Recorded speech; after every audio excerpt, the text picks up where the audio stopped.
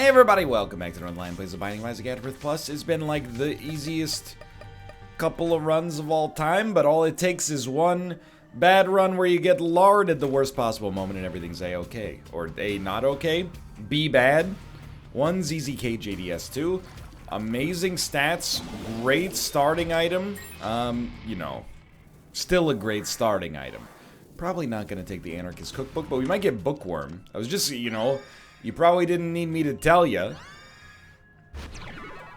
But anytime you start a run, this is just a little advanced Isaac tip. I know most people who watch these videos are not watching for banter. They're watching to improve their own personal play in the game known as The Binding of Isaac and its subsequent optional yet encouraged expansions. If you start your run and you're right next to a room with a key, there's like a 90% chance that's going to be a library. It might be 100%. But by saying it's 90%, I protect myself from potentially being incorrect, which is very important to me. As a streamer, you never want to get caught saying a falsehood. Yep. I love it. I still like it. So I'm thinking, I mean, this run is just unbelievably strong right now. I was gonna use Anarchist Cookbook to blow up this Tinted Rock, but we'll just use our other bomb, because it's safer. We don't really know where our HP is at, so it's, you know, advisable for us to do it this way. Explosivo, you know, is great early. It could become a disadvantage later. Consider it like taking a card and Slay the Spire that's, you know, critical in the early game, but for the late game you might be like, I don't really need it. So what you do is you tell yourself, we'll work around it later, and then you just never do, because you've always got a curse to remove instead. Dude, can you believe that we're coming up to the game of the decade list? We have 3 months, give or take a couple of days. 3 months of the 2010s left. That's not that crazy to me, but you know, I had a lot more going on this decade than I did 2000 to 2010. That was when I was, you know, like 12 to 22. For, you know, 4 years of high school, 4 years of college, you know. Then 2 years of, well, 2 years of middle school. 1 year of middle school, 1 year of living in Asia. I mean, it's definitely, I left that decade different than I entered the decade, let's put it that way. Which is probably for the best. I think when you're in your early 20s, you don't really want to glorify living as if you're 12 years old again. The one exception being binge-watching Dragon Ball Z, which is what we call it up here. So I was aware that the end of the decade was coming. Whereas, you know, this time it kind of snuck up on me a little bit. And now, the other thing is, you know, I've been an adult for the entirety of the decade. When I was, you know, I used to be more of a music snob. So when I would read, like, oh, Pitchfork Media posted its 100 best albums of the 2000s. Shouldn't have picked this up yet, probably. Did not matter, but that's okay. Still, in principle, shouldn't have picked it up. You know, I would look at some of those albums. I'd be like, an album that came out in 2000 felt like ancient history to me. An album that came out in like 2006, I'm like, okay, now we're talking. You know, that's contemporaneous with my time. But now I've been an adult, so I have opinions on things that have come out over the course of this decade. It's crazy to I think with video games in particular, it highlights how long a decade is. Because you know what's going to freak people out? Mass Effect 2 is going to be on, like, tons of end-of-the-decade best-of lists. By the way, deserves it. Great game. We played it on the subscriber stream, I don't know, maybe like 3 or 4 years ago. Along with Mass Effect 1, but not 3. Not because of controversy, just because I don't want to spend, you know, 6 months playing the same franchise over and over. You know what I mean?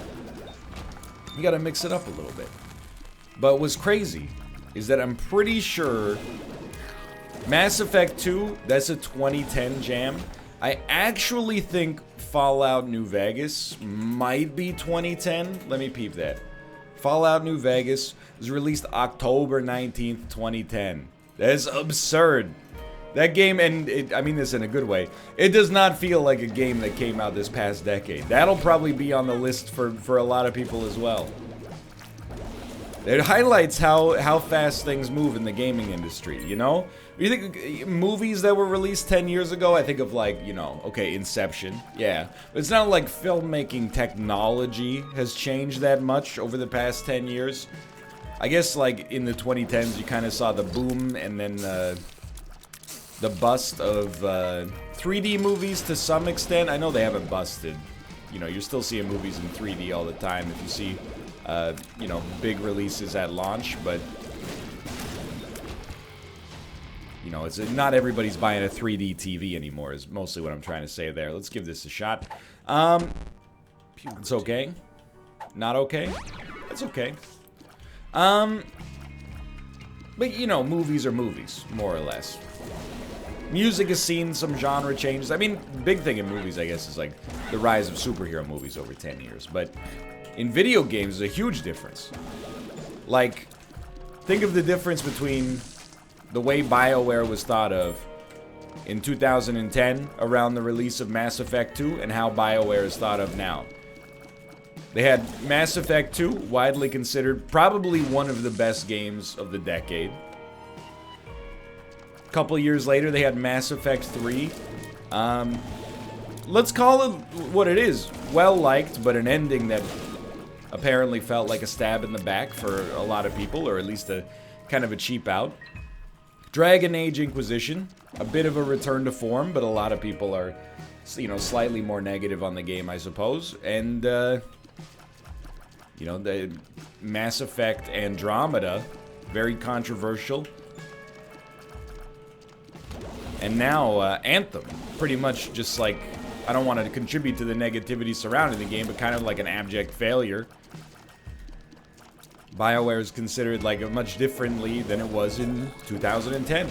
Think about Bethesda, you know? Bethesda 2010, or even Obsidian for that matter. Obsidian is probably, they've come out smelling like a rose, right?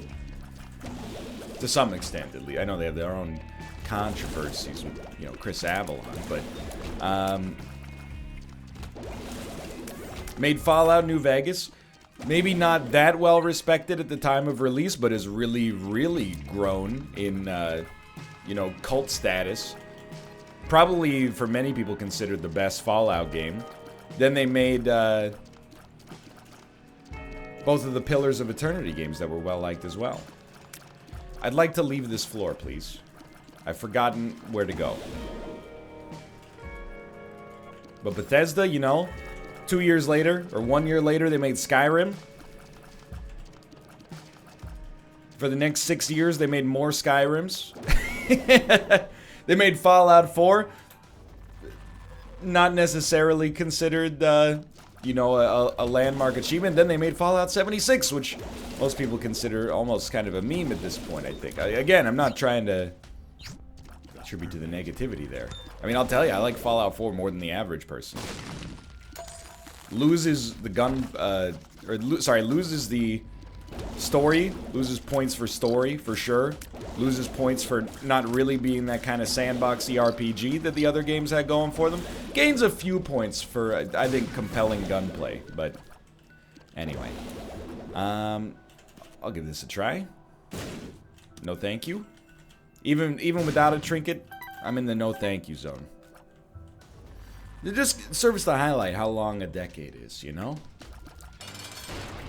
And then you can run this, I'm not going to say for every gaming company, because I think that's a little unfair, but you know, think about Telltale. In 2010, people were like, oh, they're the quirky little studio, they're making that Back to the Future game. 2012, came out of nowhere to be one of the biggest, you know, make one of the biggest hits that year.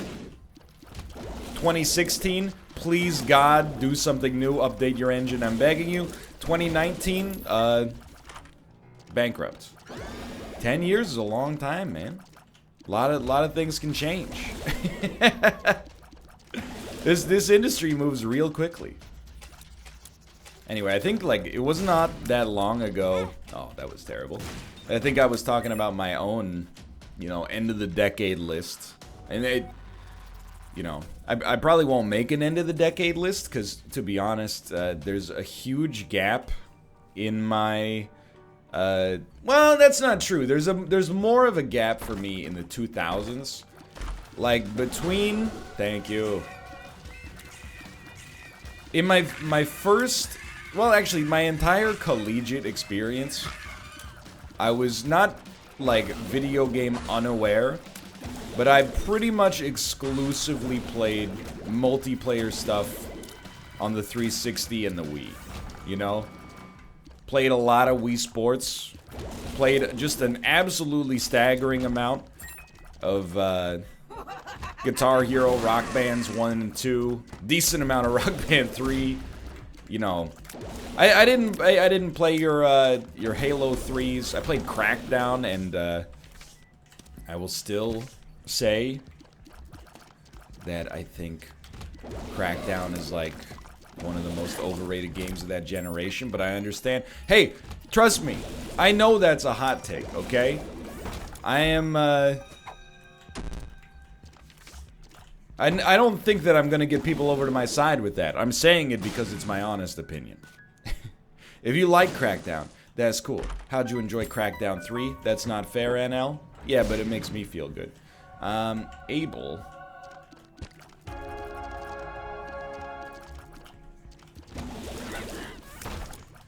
I gotta tell you, you know, there's a lot of... You'd have to do a lot of sifting on the list. I am pretty ignorant of, like, you know, 2010 to 2012 in video games, but after that I get relatively sorted out. We're talking end of the decade best of lists. Obviously Rebirth is on there. Slay the Spire, FTL, Walking Dead Season 1, Into the Breach, Witcher 3,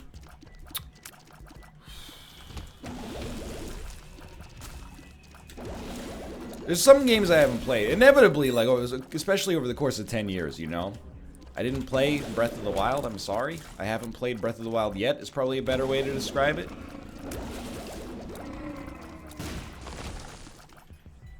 But a list is personal, regardless, you know? It's emblematic of where you're at in your life. I'll give you a good example, alright? I lived with well, I lived with like 7 people in university, but one of the guys I lived with was really into like progressive rock, and one of his favorite albums was an album by a British band called Yes. Yes, they are the band that, you know, yes, the JoJo. Is this an MFing JoJo's Bizarre Adventure reference? No, it's a reference to the band Yes, which was around 20 years before the anime started. You can run the numbers on that one. I know JoJo's old, but so is Yes. So we would always play Close to the Edge by Yes. Track 1, Close to the Edge. It's 21 minutes long. Track 2, NUNI. It's like 8 minutes long. Track 3, Siberian Katru. It's probably like, I don't know, 9 or 10 minutes long as well. I mean, it's progressive rock, you know, they tend to be long songs. I wasn't at a place in my life then where I was really interested in listening to a 21-minute long song. You know, that's just too much. So he would put it on, you know, when we'd be hanging out. And honestly, I was just like, I don't have the patience for this kind of music right now. But recently, you know, I've been going through the annals of my musical lexicon, and I was like, you know what? Wouldn't mind listening to this album again. And then the song, it just totally clicked. And now it's been stuck in my head like Misbehavin' from the Righteous Gemstones. I'm like, this is one of the best songs ever made. But, you know, when I was 19, I was not at a place in my life where I could appreciate it as much. Now that I'm 30 years old, and as smart as my housemate was when he was 20, I could appreciate, you know, a piece of music that requires a little bit more patience from the listener. So I think, you know, when I look back, I'm like, oh, you know, this is one of my favorite albums from like 2005, 2006. If I actually went back and I started listening, you know, to all the music contemporaneously again with a fresh, clean mind, I might come back with a totally different mindset, you know? My favorite rapper might be LP instead of Bus Driver or something like that. Look, I'm not trying to insult Bus Driver. I'm just saying. I didn't listen to that much hip-hop until I was like a late teenager, okay? So the goofy stuff was just more approachable. Anything with even the slightest hint of grime was like, oh, I don't know, this is a little intimidating. Woo, woo, officer, no, it's just Bus Driver, don't worry. No, it's subtle. It's art rap. It's not like that other rap. Anyway, you get the idea. Where was I going with this? Decade's a long time, that's all I'm saying. It's also an arbitrary amount of time. I mean, you could literally write a best of the decade list every year. It just wouldn't be like rounded numbers. Oh, Tomo, you want to come in? Hello, my son. How you doing, brother? He's gonna meow. I told you, there's a little meow. Tomo. Oh, it's so powerful. Do the roar. Tomo, I can't exclusively pet you right now, okay? I'm in the middle of an obviously easy to win Isaac run that nonetheless still needs to be adequately piloted to its conclusion. Right, buddy?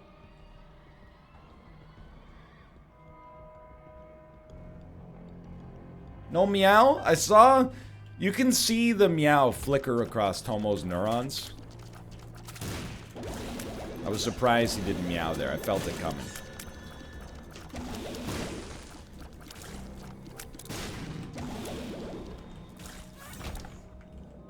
Anyway. I'll tell you, there's a lot of games that are definitely going to make people's year ends list. Year ends? First off, year end. Secondly, decade end list that are probably not going to be on mine. One of them is going to be Red Dead Redemption 2.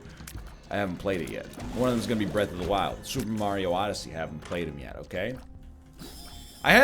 People got mad at me for suggesting this idea in chat the other day. But that's how I know that it's a great idea.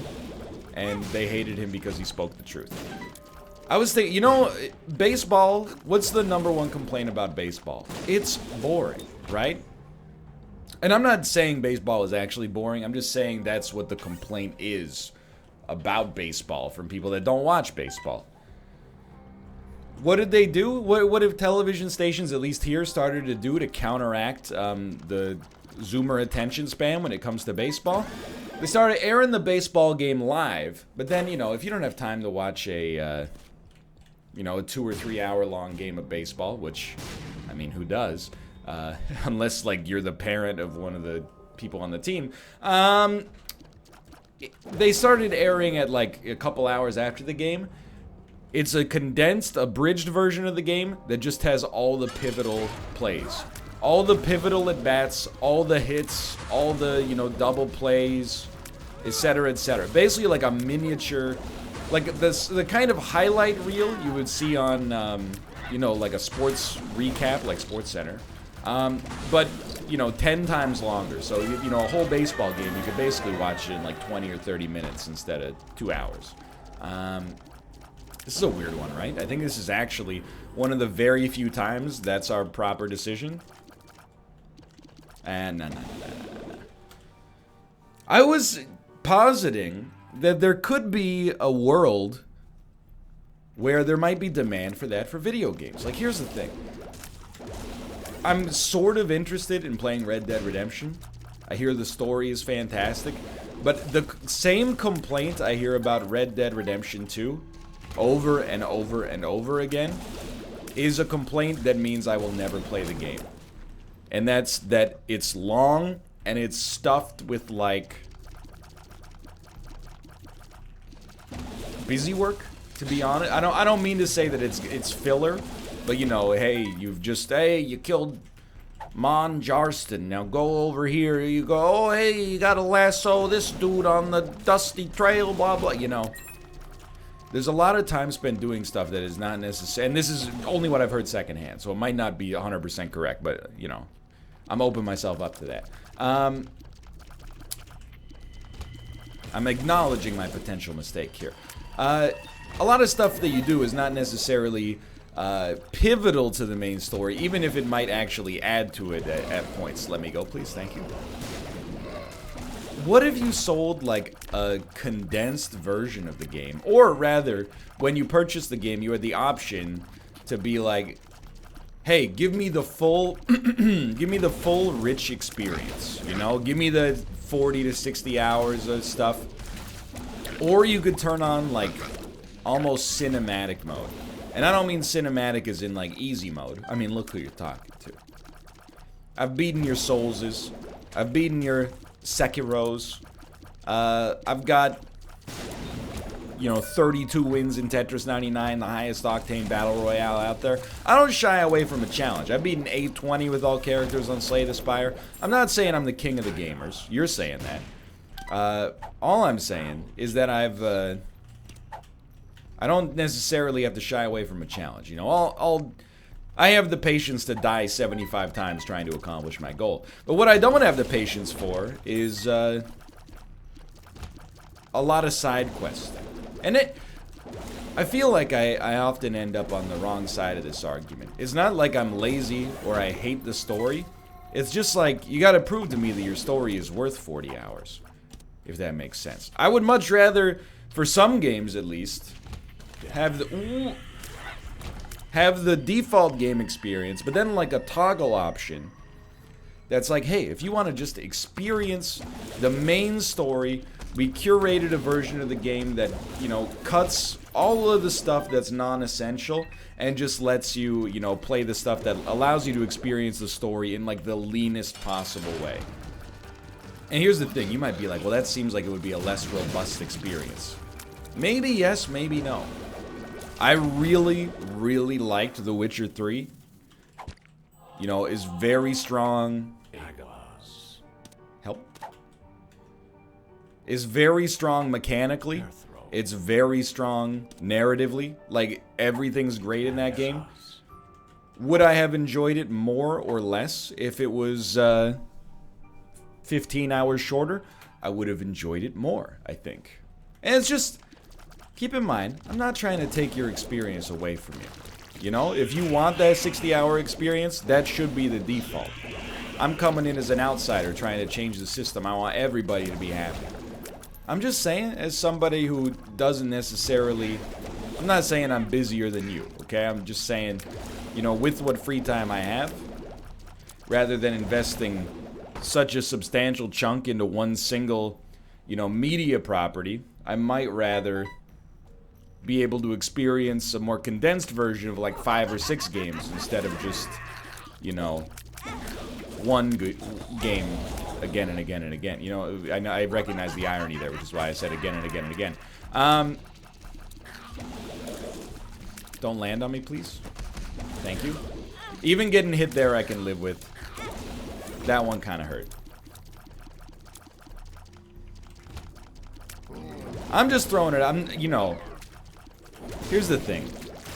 People get mad at me for saying this part as well, but like, ideas are cheap. People, you know, I see people tweet all the time, here's an idea for you, game industry, and I'm like, dude, they're not listening. You know, like, I get, here, offering an idea is inherently selfish. I truly believe. It's even more selfish because you get to frame it as doing a selfless act. Like, you can have this one for free. Thanks, I really appreciate you offering up your bad idea that has not been subject to any kind of debate or scrutiny for no cost. I really appreciate that. Hold on, please give me some the Gaz runes. Tarot Cloth is doing wonders for us here. But anyway, I'm not saying, hey, game industry, you should do this. I'm just saying, if a game, you know, gave that a try, and I know there's easy modes that are like, if you just want to experience the story. No, this is different. I want a game that's mechanically, you know, designed to at least be engaging and challenging, but then also cut the non-essential story stuff. Which probably for most games requires like a fundamental redesign of the narrative. So it's not like it's just it's not a costless experiment is all I'm trying to say. But, you know, if a game came out and it was like a 30-hour RPG, and it got 7s across the board, so, you know, pretty mediocre by game review standards. But it was like, hey, it's got this new thing in here, it's got, like, you know, newborn infant mode for, you know, people that maybe have other things going on in their lives or don't necessarily want to dedicate 40 hours to a game that might not be their cup of tea. You could experience, you know, 75% of the story, all the main beats, etc., etc. I would be much more likely to give that a try versus another game that got a 7 out of 10 but didn't have that option. I'm just throwing that out there. I think it's important to make the distinction, you know? Like, I love shorter games. Especially, like, as I've gotten older and time has become at a premium, you know, an experience where it's like, hey, you could finish the whole game in, like, under 12 hours and not miss many important things. That's, like, basically, that's as good as it getting, like, a 40 out of 40 from Famitsu for me. Because it means that there's a plausible expectation that I could actually do it. But at the same time, I'm not out there to take away anybody's, you know, hey, I want to spend 75 hours in this game sort of experience, you know? That's the default. I want that to stay around. Because I know there's people watching this for whom, like, The Witcher 3 plus DLC is probably, like, their favorite media property of all time. And that's, you know, extremely fair. It's a great game. For me personally, would it have made it a better game if it cut 15 hours out optionally? No. But it would have made it a more palatable experience for me. That's basically it.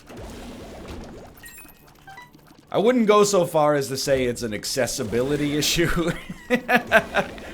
But still. And you know, some games you want it, some games you don't, right? Like, for Borderlands right now, I'm enjoying the fact that that game is... You know, Borderlands is now the kind of game where I want to just put 6 hours into it, you know? Because you're not really playing it for the story beats, or at least I'm not really playing it for the story beats. Like, if you want to talk about one of the big surprises of the past decade for me, how about the fact that Telltale made a series of adventure games based on Borderlands' story? That's insane to me. What's even more insane to me is that it's probably considered overall the best Telltale game. It's definitely like the hipster choice, but it might also be like the number one, like, popular choice. Which is very, very wild to me. Anyway. I'm just saying.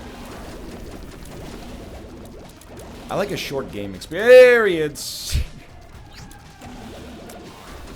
Which is ironic, because I put 600 hours into a game in the past 2 years where, you know, you just play the same, you know, 150 cards to kill the same elites and bosses over and over. Yeah, but that's different because it's the greatest game ever made, maybe?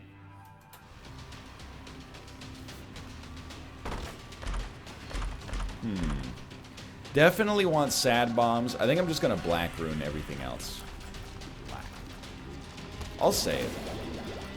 The more Slay the Spire worms its way under my skin, and it has continued to for the past, like, 24 years, the more I almost find myself legitimately being like, it's the best game ever made. It's my favorite game ever made. Let's put it that way. It's a very tough thing to tease apart, okay? You might say recency bias. I don't know. It's 2 years old at this point. And if anything, my enjoyment of it has only grown. So I don't think it's a recency bias, you know? I also think a lot of people have nostalgia bias. And if you're like, hey, what's the best game ever made? If you said something made within the past 5 years, they would be like, that's ridiculous. It's actually a PC game from 1997. It's the first Super Nintendo game I ever played. That's the only acceptable answer.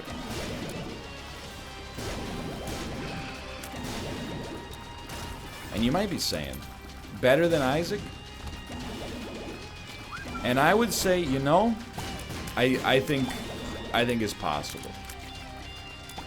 I think we might have hit a point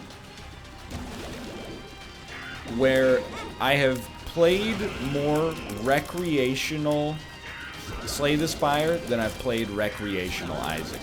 Part of the reason I haven't played as much recreational Isaac is because literally for the past, you know, 8 years, I've played it professionally every single day. You know, there hasn't really been a demand by my brain to play it recreationally. Plus, if I unlock stuff off camera, people might be a little bit frustrated with it, right? But I've definitely, you know, I played some Vita Isaac when traveling way back in the day. And I, for sure in the early days, played a little bit more recreationally. But I don't know, man. I think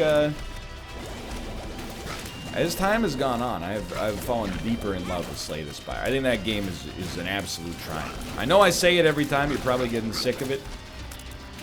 I also will admit I take pleasure in being the guy that chooses as one of the best games ever made, a game that has quite literally no story, and is exclusively predicated upon beautiful mechanics. How can it be the best game ever made if it doesn't take place in a light fantasy context? See, I can be dismissive as well. Doesn't feel good, does it?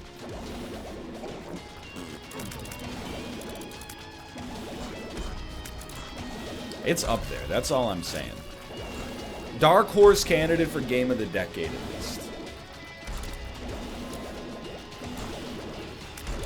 How can it be the game of the decade if it doesn't have zombies and adult human emotions? See? That's... I'll admit I'm being a little rude. But that is how it sounds to me when people go, Slay the Spire is not that good because, like, the art is a little janky. That's how it sounds to me in my head. You know, it's like, that game is like a human being, you know? You don't grade a human being's existence on like, oh, hair gets a 15% form factor, personality gets a 23, you know? And then a little tilt factor, just in case the numbers that I've arbitrarily decided upon don't show up where I want them to be.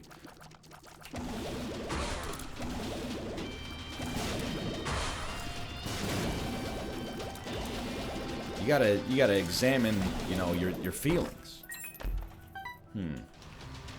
Okay, I'm telling you, please let me finish this run. The run is sorted. Why would you try to go mano a mano with this guy? He's got a bigger laser. I should be used to that by now. Get him.